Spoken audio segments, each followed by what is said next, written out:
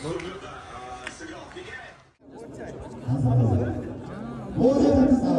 ошол спорталарда оюнубуз калган өттөр уланмакчы.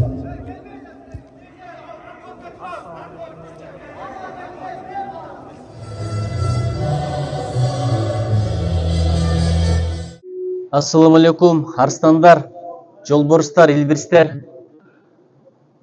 Силер көргөн абдан кубанычтамын. Алым бул аалам деп коет. Чубак ажекенин урматына элесин ойноп атсыздар. Ким эгерде өткөндө сыйласа, келечектен сый көрөт. Тукуму ожалат деп коет. Ушул устазыбызды унутпай, кадырын жайына коюп сыйлап урматтап өткөзгөнүңөргө чоң рахмат.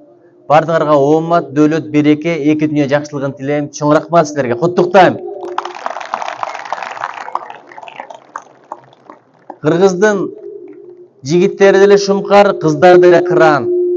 Менин катарымда Тина деген карындашыбыз, кызыбыз турат. Бүгүнкү Чубак ажекен урматына өтүп жаткан чемпионаттын өзөгүндө башында турган кызыбыз ушул кыз экен. Демилгенге чоң рахмат кызым. Бактылуу бол. Сен дагы Чубак ажыдай алымдардын энеси бол. Биздин кыздардын кийген формасын караңыздар.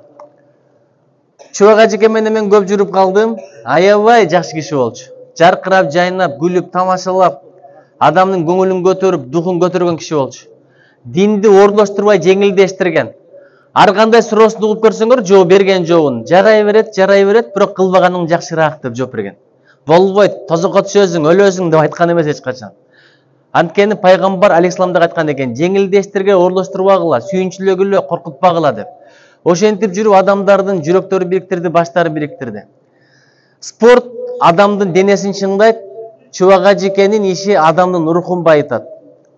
Ал эми бүгүнкү биз келген бир адамдан бир китеп адамдын акылын байытат. Акыл жактан өсөлү, рух жактан өсөлү, спорт жактан өсөлү.